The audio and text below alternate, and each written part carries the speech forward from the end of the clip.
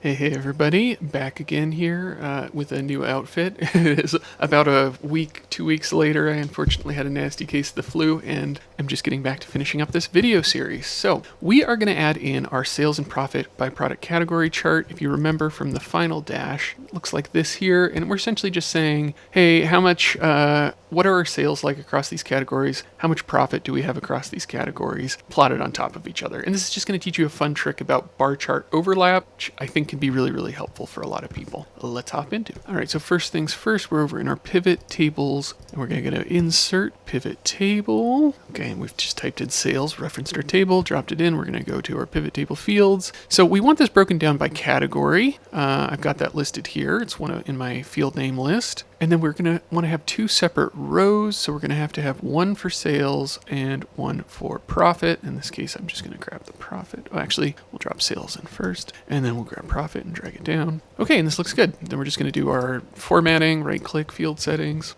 number, turn the dollar value, hit OK, and then I'm going to do the same thing over on the other one. And of course, we want to get rid of that grand total. First, I'm going to click into my pivot table, and then I'm going to go to the Insert tab, and I'm going to hit Pivot Chart. And this is going to drop a chart in. Now, we don't want a vertical bar, we want a horizontal bar. So we're going to go to the Design tab, hit Change Chart Type, Column, and then we're going to go to the horizontal bar. There we go. Okay, now I'm just going to cut this and paste it over, and we're just going to style it in its little spot here. So just get it all sized up right. So a couple things. Obviously, we want to remove our background and any outlines. It's obviously a white background, but again, just best practice, always remove your backgrounds for your charts. Now, there's something important here. Our sum of profit and sum of sales is not really a label I want here. I just want it to say profit and sales. There's a trick to do this. We go to our pivot chart fields right here, right click on them, hit field settings, and then give it the name you want. Now, if you just give it the name sales and hit OK, it's going to throw an error. And the reason is because we already have something called sales in our pivot tables. So we have to give it a name that's slightly different. We're going to do sales, and we're just going to put a space afterwards. And then we're going to do the same thing for profit. Great. Now our labels are much, much smaller here. It's going to make things a lot cleaner. Now the other thing is we want these overlapped, not side by side. You saw that in the other example here. So as you can see, we got this overlap going on. So let me just show you that is a trick that a lot of people just never learn about. All you're going to do is click into either one of your bars, go to your format data series and into the series options. We're going to turn our series overlap to 100%. Now the overlap. We're also going to reduce our gap width a little bit because I like my bars a little thicker. There we go. Looks a lot better.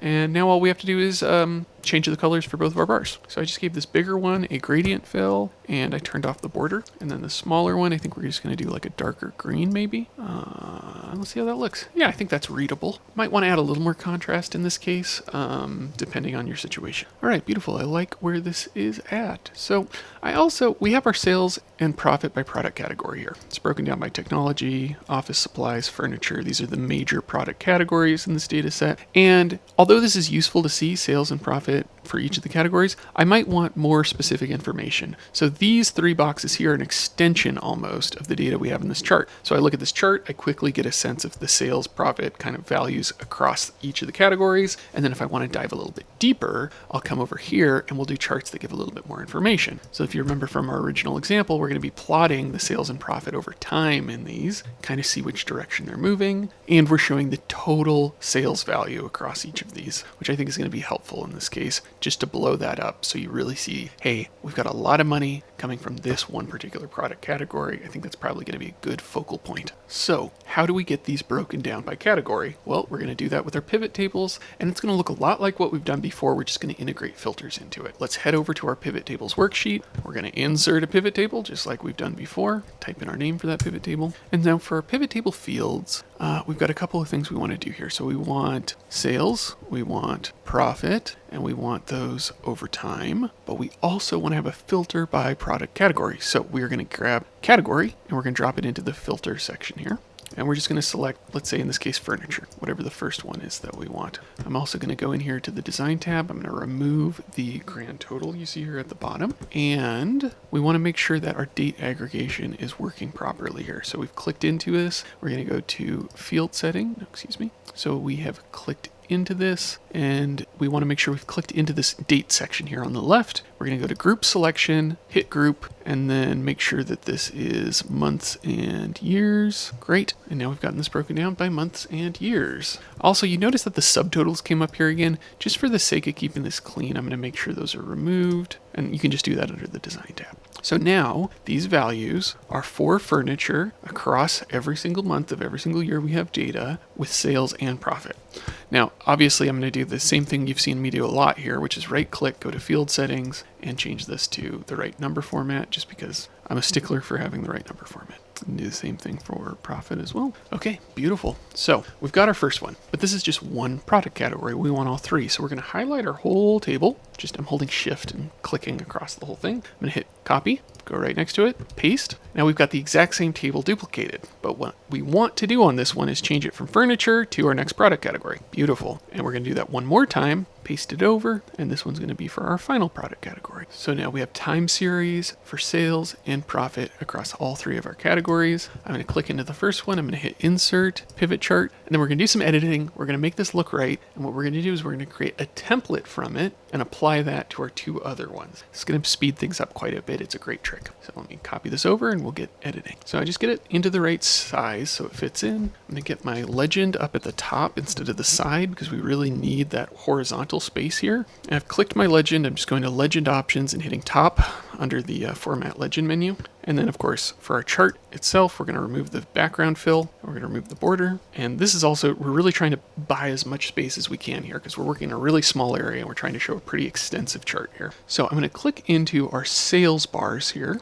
and I'm going to go to the design tab and I'm going to hit change chart type and I'm going to go to line.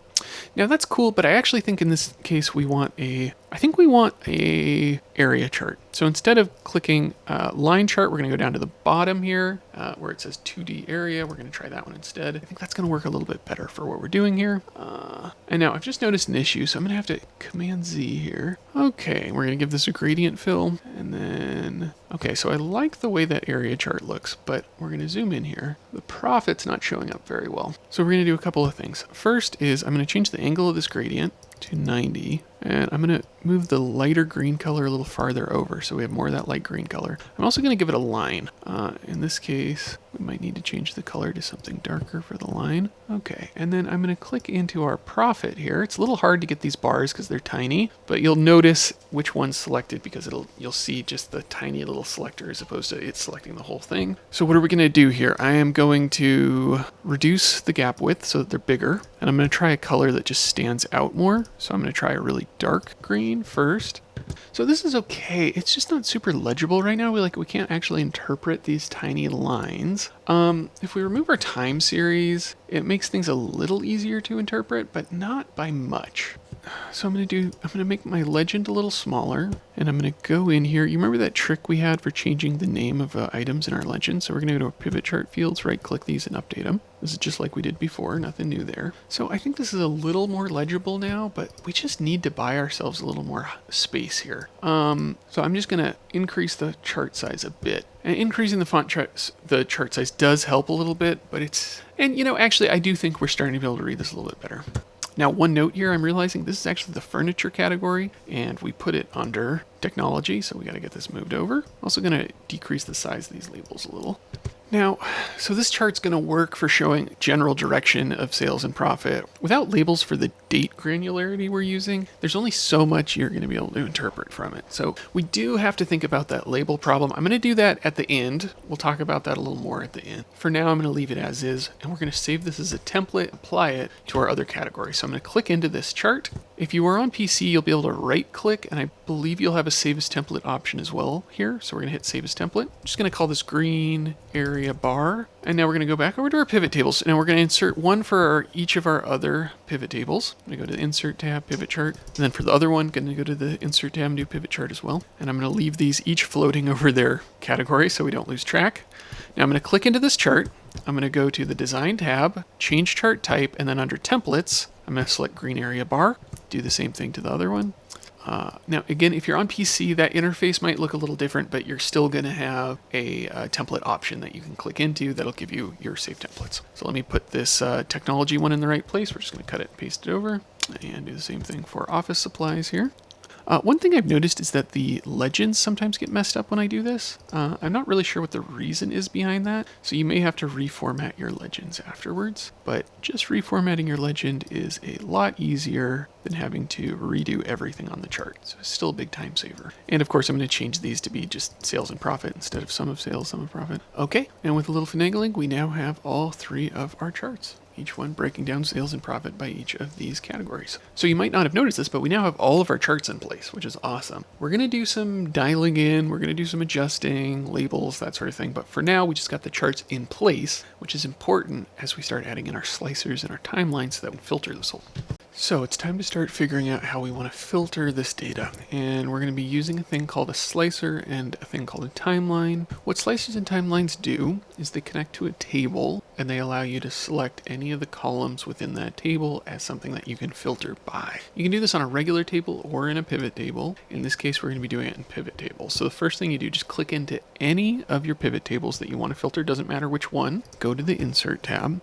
And you're going to hit Slicer, and then you're going to select which column you want to filter this by. Now, I believe in this case, we want to filter by region and by subcategory. And now we have both of our slicers here. These are essentially going to filter the table based off whatever's selected. And we're going to do one really important step here, and this is the thing most people miss when they're using slicers or timelines. Right-click on this and hit Report Connections. This, again, it might look a little different if you're on PC, but it's the same basic interface. Now, we want this to filter all of our pivot tables, every single one of them. So we're just going to we're just going to select each one. And once we've got them all selected, we're going to hit OK. And that has now linked this slicer to all of the pivot tables that we have. I'm going to do the same thing here. Right click, report connections, select them all.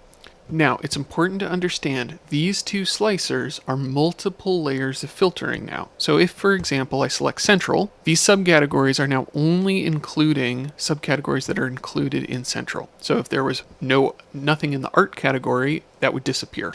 Same thing applies to all of the other sections here. We have products in each subcategory for each of these, so you're not going to see that happen in real time here. But just for context, you got to remember that these are 2 dual layers of filtering that will be applied at the same time, and they will affect each other.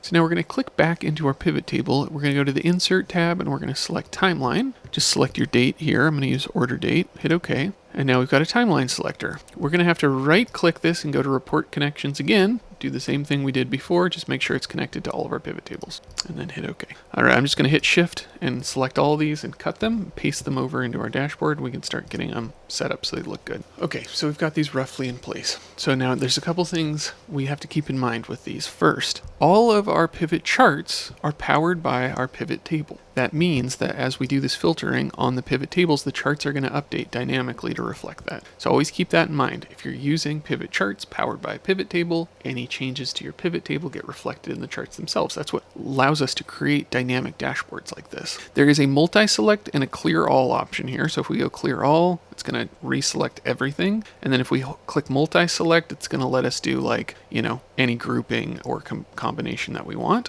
And last but not least is styling. Now, I have first some bad news, which is that styling slicers and timelines is incredibly difficult. On a Mac, it's almost impossible. On a PC, it's just incredibly frustrating and time consuming.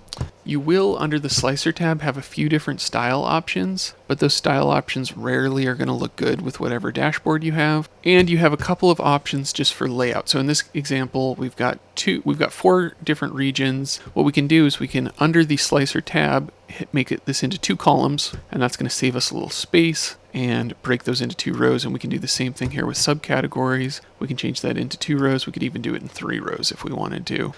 This is just going to make it a lot easier as you're trying to fit things into the page. So one of the most frustrating styling limitations on slicers is that you cannot give them a transparent background. They always have to have a color in the background. I'm going to leave this one as white, and what I'm going to do is these are just going to each kind of live in their own little box floating above the background. Just a heads up, if you want these all to be the same width, you can hold Shift, select all of them, and then under your Format Shape option, you can select a width manually. I'm going to give these like a 3.7 inch width. That way I know they're all perfectly even. And then under the shape format tab, I can just align left. And if I want to, I can even distribute vertically if I want to make sure everything's spaced out perfectly. So I am going to just change these to a gray color. There's a gray option under the style selector. That roughly fits the background we have here. And we have a gray option for both the slicer and the timeline. You may have to click through these just to test them out to make sure you have the right ones for you. Just going to adjust the spacing on these a little bit again. You know, we're really just trying to get this kind of organized, fit it in as best we can. These are not always going to be perfect. Again, when we're doing these kinds of layout changes, we're just perfect is the enemy of done, right? So we're really just trying to get them to look nice and relatively organized. We do not necessarily have to go for pixel perfect. It would be almost impossible for me to go really deep into how to style these. It would be a multi-hour video. So what I'm going to do is I'm just going to give you a general sense of how it works and a couple of tips. So we can right click any of the styles here, hit duplicate, and what it's going to allow us to do is create a duplicate style. Again, if you are on PC, this is going to look a little different. You're going to have a few more styling options, but I just want to give you a general sense of how this works. This is almost like a cascading style sheet or something like that, in the sense that we have different layers of styling. So we can style the whole table, the first column stripe, the second column stripe, the first row stripe. So this is saying each section, and it's going to kind of functionally style them in a hierarchy. So at the highest level, my whole table, I can set my overall background, my overall outline color, and then I can set separate styles for individual parts within that. When you're on PC, it's actually not going to be like this. This is like looking at different rows and cells and sections. On PC, it's going to also include what state of the button you want to style. And that means like, what does the button look like when you've clicked it and there's data? What does the button look like when you clicked it and there's no data? What does the button look like when it's unclicked and there is data versus unclicked and no data? There's a bunch of options you have to go through. It is a headache. It is very difficult. And you think you have what you want, and then you go and test it and it doesn't look the way you want. So here's what I suggest. You can copy paste a slicer from another worksheet into your own worksheet, and you will get whatever custom style that slicer has. So I have a whole set of custom slicer styles in a separate file. I'm going to try to include a link here somewhere so you can download that. And that is going to give you a bunch of options to use that you can then just copy paste in. And then if you want to change just like the background color, you can do that relatively easily. The only thing I think you really need to do if you're customizing these is figure out how to change your background color or your background style. And that's typically going to be the whole table option. So we're thinking about kind of highest level, broadest category. We're going to hit format here in this case, go over here, and I'm just going to remove the border. I don't want a border in this case, and I'm going to leave the fill as is. So let's see what that does. We're going to hit OK. You're going to have to go right back up here and make sure you select your new custom style because it won't auto select it sometimes. And there we go. We've lost all of those outlines, which is kind of what I wanted to do. And I'm going to do the same thing with my slicers. So I'm going to open up the menu, right click, duplicate, and then on the whole table, I'm going to hit format. I'm just going to remove that outline because I don't want that outline. I'm going to hit OK, hit OK again, and that, oh, and then of course we have to reselect it to make sure it's the custom style. And now that we have that custom style, we can just apply that to our new slicer, to any other slicer as well. Okay, great. Now the only thing I don't like here is that these feel a little blocky, whereas everything else has rounded edges. So what I'm going to do is I'm actually just going to copy paste this rounded rectangle right here, bring it over, kind of get it down to size. And then I'm going to click these. I'm going to hold shift and click each of them, hit right click, hit bring to front. Okay, good. I'm going to drag this behind it. Okay, so I kind of like this. It needs a slightly rounder edge. And I'm realizing we need to make our menu items a little smaller just so they fit in with the right amount of padding. Move that over just a little bit. Make sure that's moved over. Okay, it doesn't look quite centered. So I'm just going to, whenever I'm moving these, I'm holding shift and clicking on each of them. So I'm moving them as a unit. Okay, that looks a little bit better. So I'm just going to copy paste this 2 more times. If you notice that it's a little transparent here, that's just because I filled this with a slightly transparent white separately. Don't worry about that. I think that was just a little added level of detail and a holdover from an old design. I don't want anyone to get derailed because they see that transparency. Okay, so that looks good. And I'm just going to move those over, click my charts. I'm holding shift, clicking both, right clicking and hitting bring to front. And then I'm clicking my shapes, holding shift, clicking them both, bringing them both back over, okay, right about there. Okay, I'm just gonna shrink the size of this a little bit and bring this up. I just need a little padding on the bottom. And you're seeing, like, I'm just doing a little fine tuning here. And what I'm doing is I'm just saying, hey, like, looks like this spacing needs to be a tiny bit bigger. So I'm gonna get that shape, just bring it down a tiny bit. Again, I'm not necessarily going for pixel perfect in this case. I'm just going for close enough. I want this to look good. I want it to feel professional and relatively organized. Okay, I think that looks pretty good. So we've got these in place. We can now do our multiple levels of filtering if we want to. Select different areas, dig into different combinations, right? This really takes this from just a boring static dashboard to something really dynamic you can do a lot more with. If you're wondering about timelines, I'm going to show you how these work. And I'm also just going to adjust this timeline. Timelines require a decent amount of vertical space. So what you can do is, in many cases, just click into your timeline, go to the timeline tab, and remove I believe it's the header. Yeah, and that's going to buy you a lot of vertical space. And in this case, it's still feeling a little cramped. So what I'm going to do is I'm actually just I'm going to select all these guys. I'm going to move this down a little bit because we have some space we can use here. I'm going to just scroll this down a little bit, drag this down, bring these down as well, and then take advantage of the extra space that gives us up here to make sure our timeline's big enough that we can see and use the scroll bar. Okay, with a little finagling, I think we got something that looks pretty decent here. For folks that are wondering, the timeline selector essentially just lets you click and drag to select different periods of time, and then your data will update to reflect whatever your time period selection is. The interface isn't perfect. It can be a little difficult to use. You might accidentally select something you didn't mean to select. It takes a little bit of practice. If you really do need to have a time range, it can be nice to include it in there.